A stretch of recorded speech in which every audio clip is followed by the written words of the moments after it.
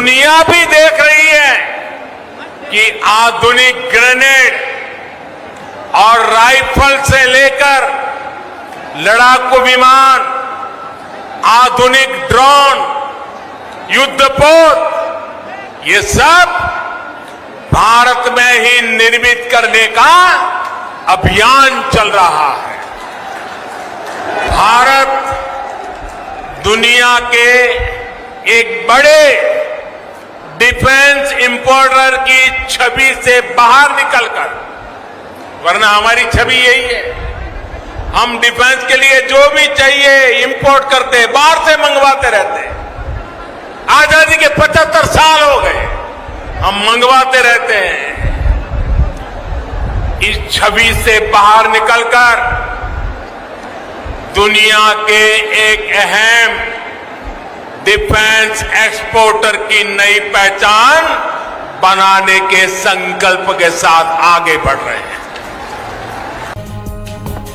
तो प्रधानमंत्री नरेंद्र मोदी को आप सुन रहे थे। प्रधानमंत्री मोदी राजा महेंद्र प्रताप सिंह विश्वविद्यालय और डिफेंस इंडस्ट्रियल कॉरिडोर का उद्घाटन किया। इस दौरान मुख्यमंत्री योगी आदित्यनाथ, डिप्टी सीएम दिनेश शर्मा व प्रदेश अध्यक्ष स्वतंत्र देव सिंह मौजूद रहे। जनता को संबोधित करने के बाद अब वह वापस दिल्ली के लिए रवाना होंगे।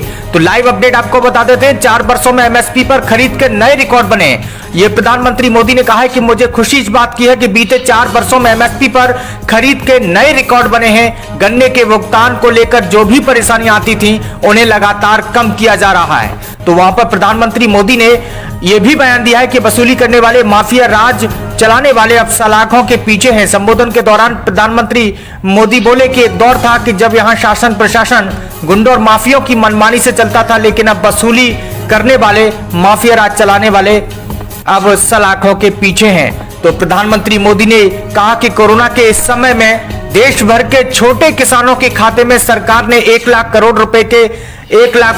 रुपए से अधिक सीधे ट्रांसफर किए हैं, जिसमें से 25,000 करोड़ रुपए से ज्यादा यूपी के किसानों को मिले हैं। तो यहां पर आपको बता दें कि जिस तरीके से योगी आदित्यनाथ पर प्रधानमंत्री मोदी ने जिनकी तारीफ की है, तो प्रधानमंत्री बोले कि यूपी के लोग ये नहीं भूल सकते कि यहाँ पहले किस तरीके से घोटाले हुए करते थे, किस तरह से राजकाज को भ्रष्टाचारियों के हवाले कर दिया गया था। आज उत्तर प्रदेश के मुख्यमंत्री योगी आदित्यनाथ जी की सरकार पूरी ईमानदारी से यूपी के विकास में जुटी है। लड़ाकू विमान, आधुनिक ड्रोन, युद्धपोत, ये सब भारत में ही निर्मित करने का अभियान चल रहा है।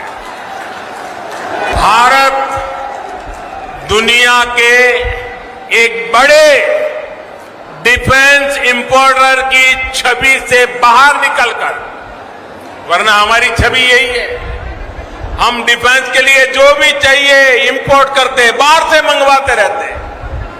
आजादी के 75 साल हो गए, हम मंगवाते रहते हैं।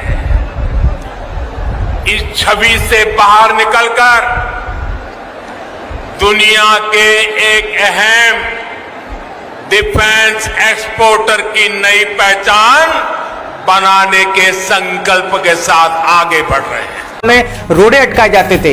एक योजना लागू करने के लिए दर्जनों बार केंद्र की तरफ से चिट्ठी लिखी जाती थी, लेकिन यहां उस गति से काम नहीं होता था। ये 2017 की बात है, जैसे होना चाहिए था वैसे नहीं होता था।